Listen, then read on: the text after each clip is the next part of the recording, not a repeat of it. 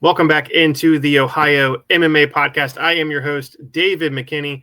Joining me on today's show is a fighter making his pro debut, Zach the Ripper Russ. What's up, Zach? How's it going? I'm going great, man. Thanks for joining me. So you're coming out, man, making your pro debut against Dom Johns at Ohio Combat League 41 on October 18th in Newport, Kentucky. So take me through it, man. You're about a week out from your pro debut. What's it feel like heading into the a week out from heading into the cage as a Man, it's pro? like it's like my dreams are just turning into reality, man. I made my MMA debut last year, and now I'm getting to fight professionally in my hometown, in front of all my family, my friends, all my supporters, everyone who's watched this journey and known me since I was a kid. It's honestly amazing. Yeah, and looking, I mean, for people that don't know, you're 19 years old, which is absolutely crazy. Making your pro debut, 19 years old. A lot of fighters don't even get started at 19. So, as you mentioned, you're about a year out from making your amateur debut. What was the thought process behind, making such a quick jump to the pro ranks at just 19 years old? I don't think it's about the years. I think it's about the miles. And I fought about 30 times full contact striking last year. I had 4 MMA fights. I had 14 kickboxing fights, 9 boxing fights. I have hundreds of grappling matches. I wrestled through high school, went to state. So I think it's about the miles, not the years. And I think I want to get started on this journey now so that by the time I'm 23, 24, I'll be at that level that these guys want to be at. Yeah, that was something I noticed and I wanted to bring up since you talked about it. You have a lot of fights already, which is crazy. I feel like I started following you, right around the time of your pro or your amateur debut, and then it was like every weekend you're fighting, whether it's kickboxing or boxing, MMA. What was the thought process behind being so active and just taking all kinds of fights? It looked like you were taking late notice fights and different weight classes. And what was the thought process in getting so many fights in a little over a year? Well, man, I love to fight, and this is what I want to do. It's all I do.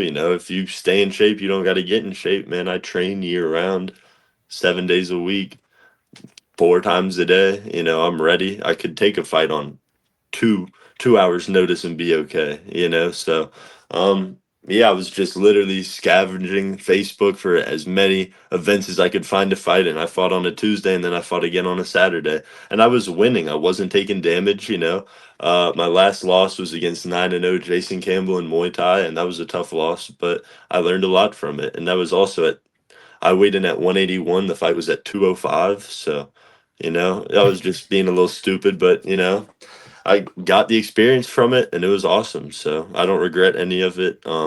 I think that's why I'm able to turn pro at 19. If I would have fought twice last year, I'd still be years away from turning pro, I think. But yeah, just put in the work. Never doubted myself, full confidence. And yeah, I'm just love to fight. Yeah, it kind of reminds me of two people come to mind when I look at your kind of your background. One is the more recent one is Dylan Budka. He fought like, I think it was like 10 times in a year, and that was like during the COVID span as an amateur. Quickly made the jump to the pro ranks and then fought a bunch as a pro, and within like a couple of years was in the UFC. 2 years, yeah. The second one, based on the age that I remember, and I think he was maybe 20 when he turned pro, 21. Cody Garbrandt, who ended up going on and becoming a world champion. And it is exactly like you said, that it's a miles and not necessarily, hey, the number. I mean, you always said the number of fights, but who do you specifically look at as like a blueprint of your career, or who are the guys that you follow or look up to, maybe locally or even nationally? Um, uh, it's hard to say. I just love people. I really liked when Hamzat was fighting all the time, but then he really slowed down, and that kind of threw me off. I really like Alex Pereira. These guys who come in from kickboxing and they got all these fights, and they just jump up in MMA because I think right now with the climate of MMA, everybody can grapple. Every city has good grappling. Obviously, there's levels to it, but it's not this mythical thing anymore. And if you're a good striker and you have can every fight starts standing. If you can strike, it will carry you up, just like you see with Alex Pereira or any of these good strikers coming into the UFC. Ilya Taporia, right? Any of these guys coming in with a good striking base, they can deal with the wrestlers. They can deal with the good grapplers and just smoke their way to the top. So I just wanted to spam the kickboxing fights, get all my boxing in. You know, I spar with pro boxers, I spar with pro Muay Thai people, and I mean, I wrestled all through high school. I got 200 plus grappling matches. I think that I can handle all these guys on the ground as well. But the fight started standing. I'm 6'7", you know, at 185. I'm smoking a lot of these dudes, I think. Yeah, I was gonna ask you that because you're listed at 6'5", but I'm looking at you against some of the guys you're facing, and you're like towering over people, man. So you're really 6'7". Like 6'7", 6'8". Yeah. Yeah, yeah. That's a crazy. I mean, just a unique body frame for, especially for striking. And then the other thing too is like a lot of people say, when you're on the ground that it kind of evens things out. But I'm a short, stocky guy, and I know it's a lot easier for a big, tall guy to get a triangle than it is for me. Once it's with me, if it's locked in, you're going to sleep quick. But you've got the long limbs. What's the advantage of being such a tall guy? Maybe do you see any disadvantages? I manage my range. You know, I got long limbs. I can fight off my back good. My guard's really dangerous. I got crazy top pressure because I can distribute my weight crazy. My legs are 5 feet away. You're not reaching them in another area code, right? Um, yeah, I can grab. I can elbow from far. My Darce choke is ridiculous. You know, I think I got like a black belt level Darce choke. I smoke people with that Darce choke, and I have for 4+ years now. It's been my go-to. So, yeah, man, my range for sure. My timing and my power. I think my long limbs give me a surprising power. People see me, I'm skinny, right? Kind of wiry frame, but dude, I got knockout power. I've mostly KOs on my resume, you know. So people get hit by me and they're like, "Whoa, didn't see that coming," you know. Yeah, so that was one of the other things I was going to mention. A lot of your fights are finishes. You don't go to the judges' scorecard. Is that a mindset of like, hey, I'm not going out? Obviously, you have to be able to fight to, the 3 rounds or 5 rounds if it's a title fight. But is that the mindset of like, I am prepared to, but I'm not going to, or what's the mindset behind being a finisher? So everyone, you got the people who go out there and give it their all for 1 minute and get tired, and then you got the people who get in great shape and then just let the fight drag and they're boring and they just want to go to the decision. I get in great shape, right? I'm in peak shape. I can go 15 minutes.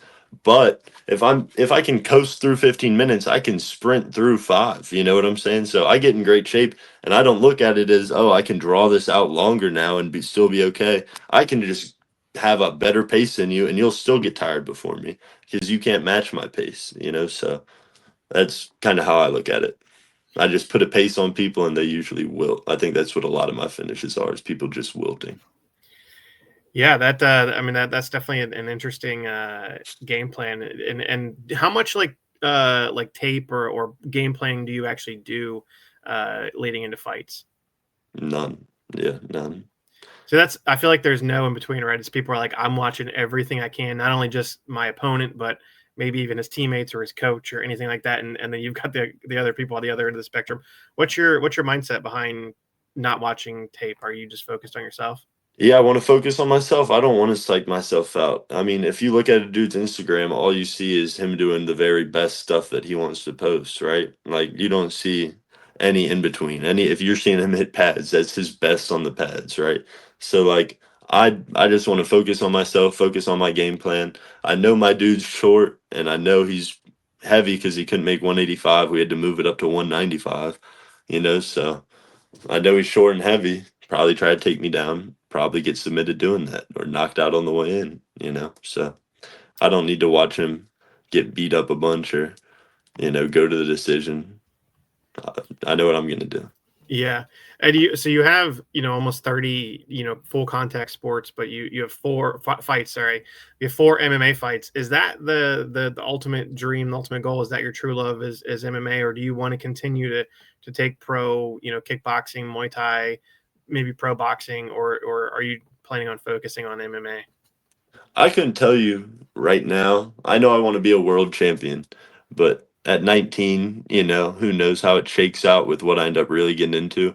But I know I'm going to be fighting in pro boxing. I'm going to be taking pro kickboxing fights, pro Muay Thai fights. Now that I've never had a layoff like this since I took my first fight, waiting for this pro debut, you know, because I wasn't trying to accept amateur fights. I was waiting on this. So, it's been really bumming me. But now that I'm pro, man, I'm trying to fight twice a month again. You know, I want to be fighting pro boxing, pro kickboxing. I want to go to the BKFC and do a fight there and get all the exposure and, you know, get some crazy highlight reel. I want to do the Dirty Boxing League with Mike Perry. You know, I just want to do all this shit. I want to go fight overseas. I just want to do it all. And MMA is where the money's at. It's, you know, that's the end all be all. If you're a world champion in MMA, you know, that's like the top to me at least. But I want to do it all. I want to compete in a high level in grappling, you know. So I just, yeah, I'll continue to do it all and see how it shakes out. Yeah, let's talk about your gym or gyms, I guess. I know your main gym is Club MMA with Jeff Robison and team down there, but you also, I know you train a little bit at Limitless, right? With Robby Malof. Talk about your gym. I mean, it may not be, you know, nationally really well known, but Club MMA has some really impressive fighters and you know, amateurs and pros on the local scene, and then of course Robby Malof being, you know, one of the better jiu-jitsu black belts, and then you know, have just a different type of gym too, right? MMA gym versus a jiu-jitsu gym. And I know Robby has, you know, full MMA and kickboxing and everything at his gym. But talk about, you know, the thought process between going to multiple gyms and then maybe the difference between them. Yeah, so I started at Club MMA because they got two branches. They got one in Northern Kentucky, and then the main one, we call it headquarters, is in Westwood, Cincinnati. And the one in Northern Kentucky is like right next to my house. So I just went in there when I was young, was like, this is awesome, love it. And then as they wanted to develop me as a fighter, they were like, you need to come up to HQ, spend time with the fighters, you know, get in the cage up there and do fight camp there. So I've been there, but you know, you get really, if you stick to one gym, you get really limited partners and you get different looks, right? Like my coach is an MMA coach. He's great at, he knows striking, he knows grappling, he knows how to mix them, but he's not a specialist in any one thing. You know what I'm saying? He's high level in everything, but like I go to Robby and he's a specialist in jujitsu and he just maxes me on jujitsu. So I go there every day. I go to Club MMA every day. And then I was like, I took my first MMA fight and my hands felt terrible. I just felt like I was punching in a dream, and I was like, "This can't be good." So literally, I lost Saturday at Future of Fighting, and then Sunday I walked into the local boxing gym and was there every day for a year, and just maxed out my hands. Took a bunch of 9 amateur boxing fights, went 9-0. You know, under Terry O'Brien at Shamrock Boxing. So and just developed a new style of training. You know, I realized it's about, you know, just getting in shape, working hard. The boxing gym really instilled that mindset in me. So I still go there. Yeah, but I'll train multiple gyms a day and just get different looks. Robbie will give me a great jujitsu look, give me some MMA stuff advice, and you know he's been in the game forever. He's got all the knowledge on matchmaking and everything and management, so he's kind of like a mentor for that. And then Coach Jeff puts it all together. He helps me with my striking habits that still need to be worked on. Helps me with all my MMA stuff, you know. So it's great. Yeah, I feel like you glossed over it, but your first fight was against Gabriel Harris, who was already 2-0 and is coming out of one of the best gyms in Ohio under Scott Sheetley. So that's not a, I mean, and then you go and you're like, hey, that's my first test against a high level guy. And of course, I feel like that's the thing is like they say you either win or you learn. And it seems like in that fight, you faced a really tough guy and you were like, hey, I see some holes in my game. And as an amateur, you can take, you know, the wins and losses don't really matter as much. The learning is really what matters. So it is interesting that you took that first MMA fight and even against a tough guy, and you didn't like say, hey, it was a tough guy and make excuses. You were like, I'm going to go get better. And I accepted that fight like 10 days notice because he had been trying to find me someone else and the dude pulled out a different dude from their gym and we have him. And I just turned 18. I was just itching to take my first MMA fight. I was like, hell yeah, 2-0, whatever. Like, you know, I'll fight these people. That's something that people always say about me is like, oh, I haven't fought anybody. I've fought everybody. You know what I'm saying? If I get offered a fight, I just said yes. Like my last loss, I said was to 9-0 out of semi-pro Muay Thai League, New Jersey. A dude 20 pounds heavier than me. I fought him on like 2 weeks' notice. No care, you know? So I just accept every fight. And some of these dudes that I've fought in kickboxing, they're not very good, but I just, you know, I got offered it and I just said yes. So I never cherry pick opponents. Dom Johns was the first real dude I got offered, and man, I'm not even 195 pounds, but I'm doing it. I probably should be fighting at 170, but I'm not worried about it. I don't think that little bit of weight's gonna make a difference, and I think I'm gonna smoke him. I believe in myself. Yeah.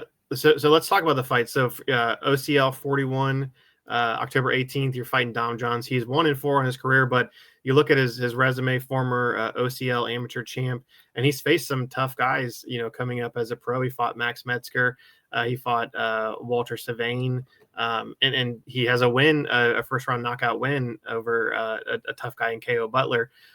You said he was the kind of the first serious guy. I think maybe he probably should be at 170 as well.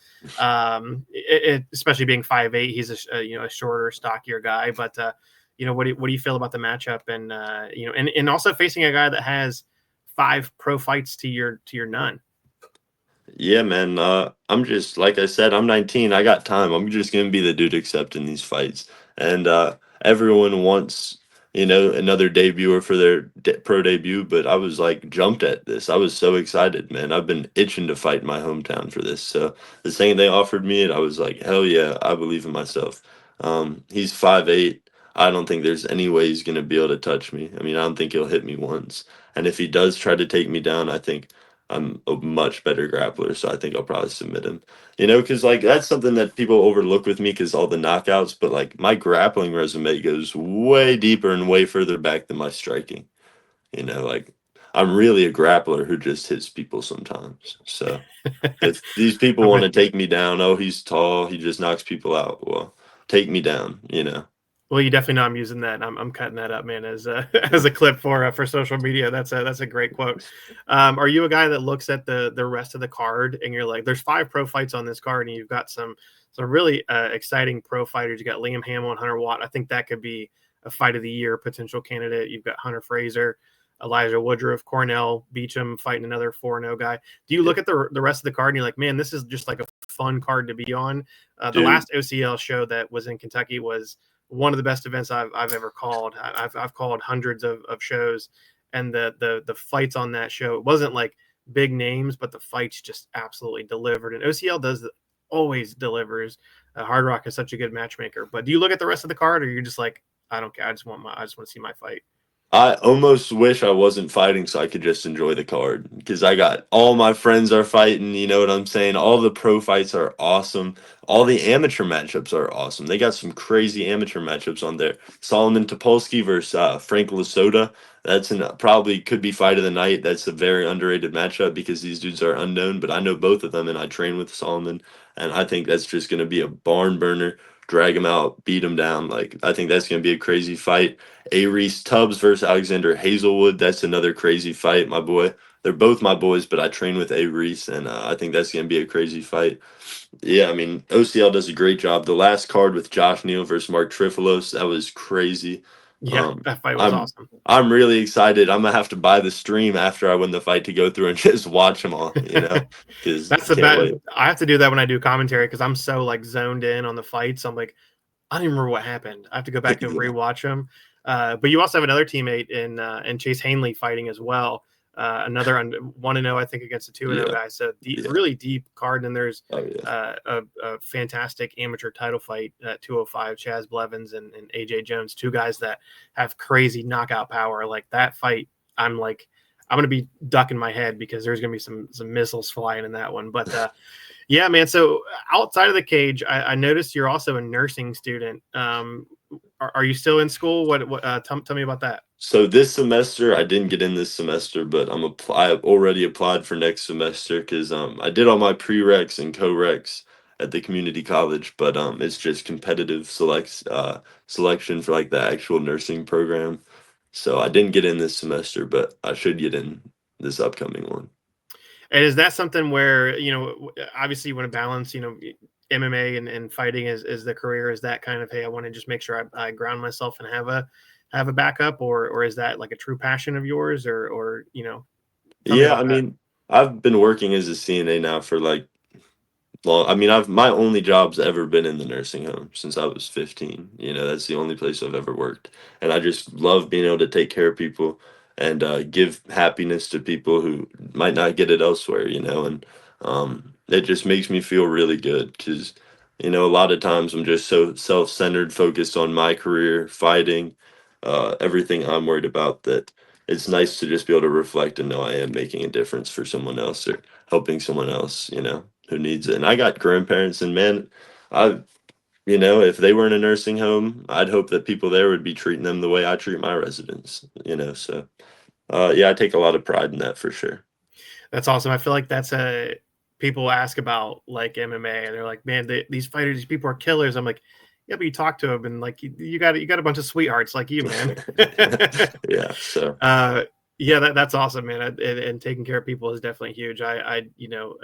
Nursing and my sister's a nurse, and people that can do that, I'm like, oh, those, and I have friends that are doctors, and you're like, man, those are the true, like, heroes, and the people that that are really taking care of people. And I haven't had a lot of experience myself with like having to have it, but yeah, when you do have it, like, going to hospitals and stuff, and you have really good nurses and doctors, that makes all the difference, and you see that the people truly do care. So that's awesome. A couple more before we get out of here. So one other thing I noticed, you've got the Tiger Kit Limitless signature apparel, which is some of the best shorts and apparel that I've ever seen. Just unique, and I'm assuming Robby's behind it because it says Limitless. But it's also like flashy and flamboyant, and it's a unique thing that people are going to remember. Tell me about that, and what's behind that. yeah, man. So Robby wanted to branch out. You know, he has all these businesses, and he knows, you know, who knows clothing rash guards better than someone who's been a black belt in BJJ since they were in their 20s, you know. He's been around the game. He knows what people want, the material, the fit, everything. So he got into the clothing. And yeah, man, they're like some of the highest quality fight shorts I've ever worn. The rash guards are amazing. They look sweet, you know. I'm kind of that too, like that flamboyant kind of like you know, I bleach my hair, I got the neck tattoo, you know, so it's like, you know, I'm very excited to go out in my hometown right across from the Bengals stadium and fight in my Bengals shorts. So big shout out to Limitless Tiger. Lifestyle. Yeah, that's what I'm saying. Robby's kind of like a mentor to me. He sponsors me. You know, he's just does a lot for me, so I really appreciate it. Yeah. And you got the signature shirts too, the Ripper signature shirts. Tell me about that. I saw you have a So partnership with. You're making people come and get burritos and get a shirt. That's that. Man, I'm not going to fit in the shirt after I eat my burrito. I'm to size up. yeah, so these are my last shirts. I'm picking up my new ones today after we get off here. So yeah, tomorrow I'm gonna do a pop up and sell them, and then they'll still be able to be. I'll deliver them, and you know, but this way I just will be able to have one place where you can come get it first, and then after that I can deliver the rest. Because it just took so much time last time. I sold out, you know, 180 shirts, and dropping them all off by hand was brutal. So this time, hopefully that'll clear this up. Tomorrow, Saturday, yeah, you can definitely pick up a shirt. Yeah, and you also the nickname, the Ripper. How'd you get that nickname? You know, everyone called me Slim Reaper in high school or whatever, joking because I wrestled like my sophomore year. I was still 6'5", but I wrestled at like 144 pounds. So I was skin and bones. It was like an unbelievable build. It was hilarious. But then I kind of like grew in a little more, and I wasn't so slim anymore. And it just Zach the Ripper, you know, kind of like I Jack the like it. Ripper. I like it. The evolution of the nickname too. And yeah, it definitely is a cool nickname. So I like to ask people, especially young fighters, when it come on. So you're making your pro debut October 2025. Let's imagine a year from now, we're coming back. We're doing another podcast. We're catching up. What am I going to be saying as the intro to what was the first year in the pro career of Zach Russ? Yeah, you'll probably be like, wow, I can't believe you actually fought. You have 20 pro fights, you know, in a year. Because I'm telling you, man, I'll fight November 1st, November 15th, November 22nd if Hard Rock wants to have me on, December. I can't wait to line up my schedule. I'm doing all the pro boxing shows. I'm already on the Facebook group chats, looking at them, scoping them out. I'm doing all the pro kickboxing shows in St. Louis, Illinois, you know, Chicago. Hopefully I'll be traveling. I'm gonna be hitting up the BKFC. Get me on there, you know. If Mike Perry needs an opponent for Dirty Boxing League, you know, like I'll do any of this shit. I can't wait. I love to compete. I love to fight, and that's all I'm gonna be doing, you know. Yeah, really focused in. it is crazy because I do the fights for Tapology in the Midwest, and you see it, and I'm like, there's new sports popping up all the time, like what is dirty boxing? And you're like, we don't even know what to call it when but we try to get. There's so many fights. We try to get every fight into boxing, kickboxing, Muay Thai. So it is interesting seeing the growth of not just MMA, but then kickboxing on MMA shows or Muay Thai on MMA shows. And it's not just Ohio, it's the Midwest and beyond, and seeing how many fights. Kansas has had like a bunch of like bare knuckle, and they have something called bubble knuckle, which I think is similar to dirty boxing. It's crazy seeing the growth of it, man, and the different sports, and it's fascinating seeing someone like you that wants to test yourself in not just MMA but also all of the sports and whoever can think of next, right? So, Yeah. um, yeah, it's cool, man. I'm excited to see your growth, and I get to call your pro debut, which is awesome. I haven't got to call one of your fights yet, even though you have 28 of them. I call a ton of fights, and I'm like, I haven't called this guy's fight yet. So you have fought for OCL, but I didn't do that show. So this next one, I'm excited, man, and a great fight card. It's going to be on combatsportsnow.com. But the venue is awesome. It's at the Megacorp Pavilion over there in Newport. Such a great venue, easy to get to, and they always put on a great show. Like this is like, and it's 10 minutes from my house too, which is nice. I'm like, I don't have to drive to go to Columbus or something. But yeah, man. I give you the last word. Anything else you want to say? Sponsors? Anything else before we get out of here? Yeah, shout out to my dad, making it all happen for me. The shirts, everything. He just does so much for me. Shout out to my coaches at Club MMA, all my teammates, Jeff, Jerry, Joel, Ethan, Damian, Solomon, Coleman. Shout out to Limitless, Robby, Coach Tate. You guys helped me so much. Thank you. Shout out to all my sponsors, Hothead Burrito, Stretch Lab, um, HMAC, everyone who believes in me. I really appreciate you guys. So couldn't do it without you. And thanks to all the fans, all the supporters. You guys motivate me every day when I wake up and see people text me that they can't wait to come watch me fight or they're so proud of me. My old high school teachers. It's just unreal. So really appreciate it. And thanks for having me on. Yeah, man. Thanks Yep. for coming on. I know you're technically a Kentucky guy, but we'll give you an honorary Ohio residency as well for Yeah. for fighting over here. But yeah, and on the Ohio Combat League, of course, as well, even though it's in Kentucky.